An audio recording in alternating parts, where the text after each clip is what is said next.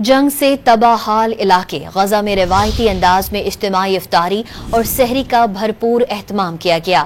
غزہ میں فلسطینیوں نے ماہ سیام میں عارضی پناہ گاہوں اور گلیوں کو خوبصورتی سے سجایا ہے۔ بچے بھی اپنے انداز میں ماہ رمضان کی خوشیاں منانے میں مصروف ہیں۔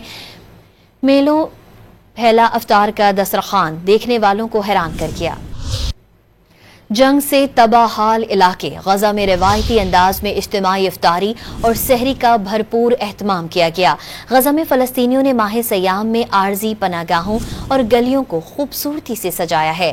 بچے بھی اپنے انداز میں ماہ رمضان کی خوشیاں منانے میں مصروف ہیں۔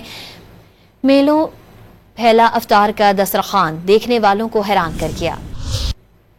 جنگ سے تباہ حال علاقے غزہ میں روایتی انداز میں اجتماعی افطاری اور سحری کا بھرپور اہتمام کیا گیا۔ غزہ میں فلسطینیوں نے ماہ سیام میں عارضی پناہ گاہوں اور گلیوں کو خوبصورتی سے سجایا ہے۔ بچے بھی اپنے انداز میں ماہ رمضان کی خوشیاں منانے میں مصروف ہیں۔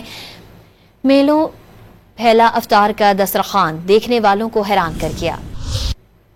جنگ سے تباہ حال علاقے غزہ میں روایتی انداز میں اجتماعی افطاری اور سحری کا بھرپور اہتمام کیا گیا۔ غزہ میں فلسطینیوں نے ماہ سیام میں عارضی پناہ گاہوں اور گلیوں کو خوبصورتی سے سجایا ہے۔ بچے بھی اپنے انداز میں ماہ رمضان کی خوشیاں منانے میں مصروف ہیں۔ میلوں پھیلا افطار کا دسترخوان دیکھنے والوں کو حیران کر گیا۔